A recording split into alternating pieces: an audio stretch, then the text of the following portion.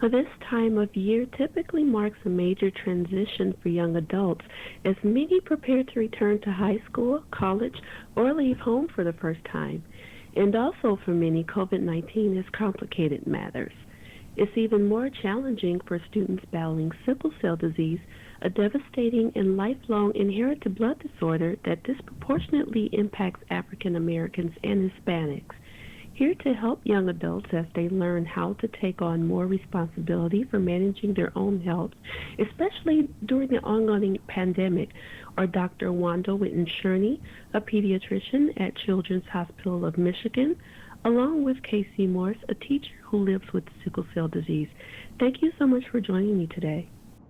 Thank you for having us. Thanks for having us. Yeah, and we're really happy to be here, especially because September is Sickle Cell Awareness Month. So this is a great time to be talking about sickle cell disease. Absolutely. Now, Dr. Shurney, I actually have one child who's entering her freshman year of college and one child that's entering junior high. So as a parent, let me know, as students begin their new school year, what are some concerns for those with sickle cell disease, especially amid the pandemic? Right. Yeah. So, anytime you transition, when you're moving into a new environment, that's going to add challenges, right? And a lot of times when you're going to college, you might be going to a new city and taking on a new climate and, all new experiences and trying to keep your grades up. And, in high school, all those social challenges after you leave junior high. And so then you have all of those regular challenges, right? And then you add on that a chronic illness. Okay. So we really have to take care of your health in terms of sickle cell disease. And then you add on to that COVID-19. And individuals living with sickle cell disease are more susceptible to COVID-19. So all of the precautions, the face masks and the hand washing and the social distancing are all, just really important. And sometimes when you're in the excitement of a new environment, you can kind of lose sight of that. So we just really want to encourage people to be able to face that challenge. Absolutely. Now, Casey, just a few years ago, you went through the transition from high school to college yourself. Can you tell us a little bit more about your personal experience?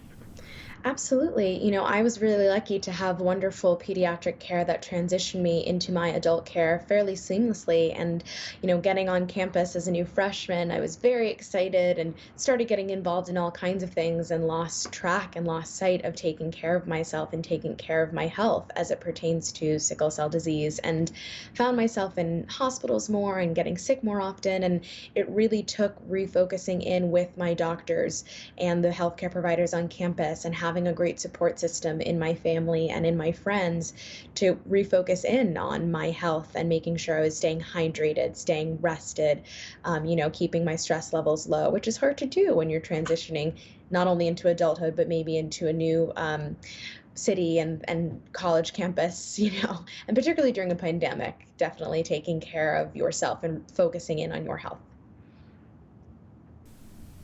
Yes, for sure.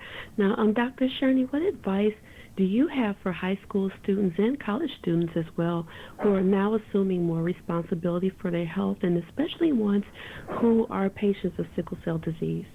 Yeah, I think that we can, the lessons learned from KC, how she had to refocus. You get there and you're all excited. You have to stay focused on your health care. You have to have a health care plan. You don't want to be crisis oriented. You have to know, if I get sick, which hospital am I going to go to? Where am I going to get my regular care, and where am I going to get my specialized sickle cell care? Those are all things that you have to have outlined.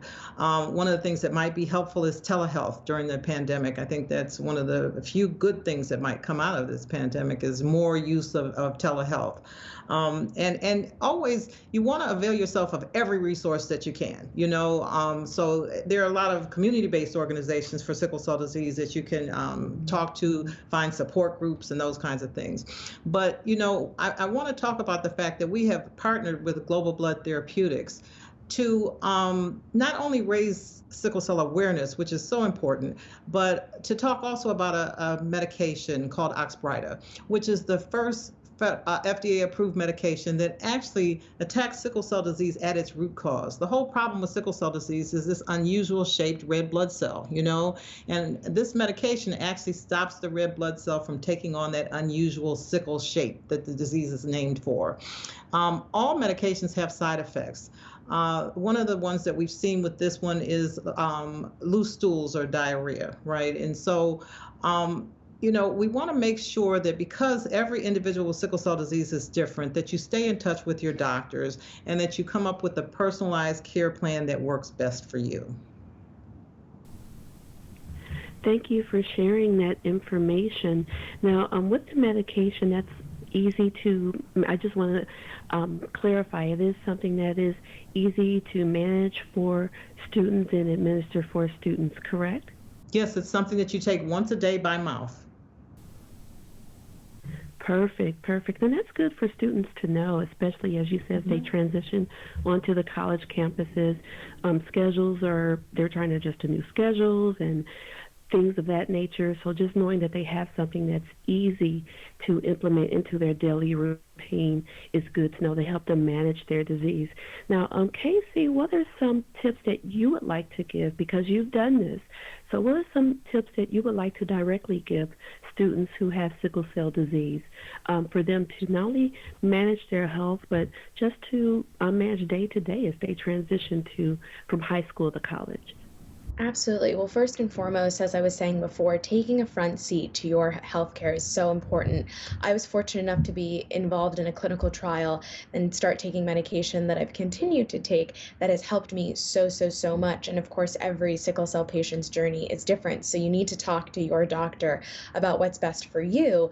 But, taking a front seat to your healthcare, staying hydrated, having a great team of support around you is so key. There's also great information out there on sicklecellspeaks.com as well as sicklecelldisease.org about this time of transition and more information about sickle cell disease.